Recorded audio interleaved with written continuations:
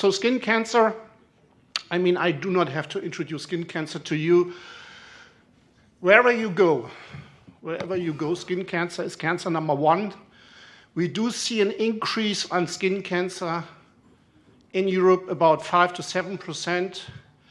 It could be, it depends on which country. Let's say Denmark, it's 10%. It could be even higher. And it's a generation problem. I'm the best example. So I will turn 60 this year.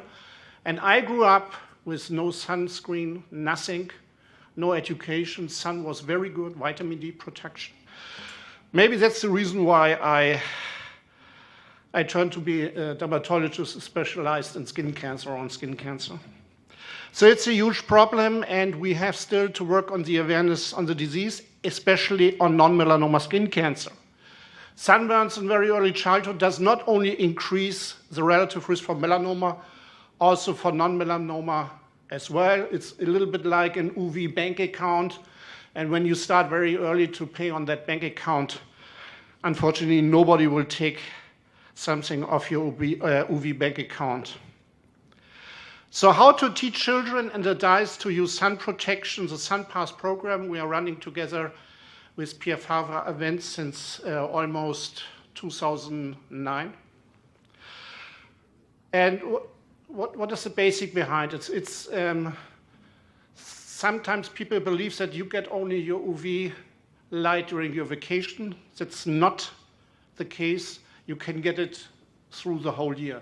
And by the way, most of your UV explanation you have during the year, not always during your vacation. So this is the SunPass project, which is a project from the European Skin Cancer Foundation and Pierre Favre event, as I said.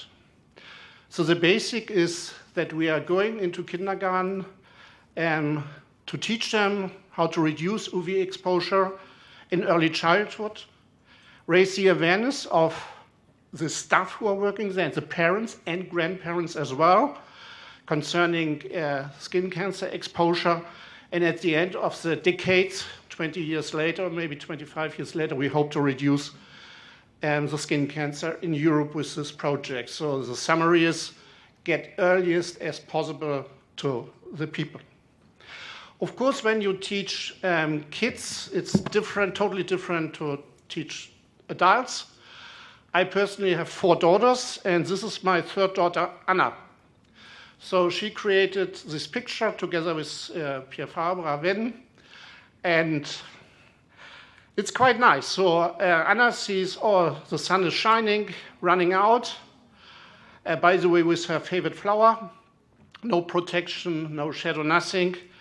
And in the evening, she recognized, oh, that was too much sun also for the flower, and the next time we use a good sun screen, we use clothes and shadow as well.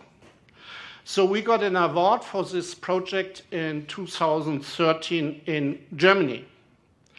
So this is just for 1 year, from 2018 to 2019, where we grabbed up 20,000 kids. Meanwhile, we have 100,000.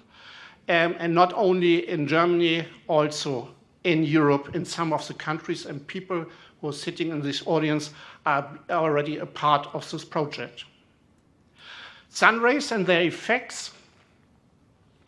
Of course, you're familiar with UV light, UVB and UVA. But what about the other ones? What about those ones who are 380 to 450 nanometers? And you can see the energy, and you can see the toxicity. Especially, I want to focus on blue light. And we knew already since 20, 25 years that blue light plays a role in toxicity, in induction of free radicals, but we have had no filter against this spectrum of light in the past, but that changed. So again, UVB, you know, it goes into the upper epidermis near the basal membrane, and it's accepted as a carcinogen from the WHO. We know that UVA goes in the upper dermis, primary skin aging, but also inducing radicals. And then we have this visible light, blue light, which goes deeper, much deeper, inducing photoaging and skin cancer as well.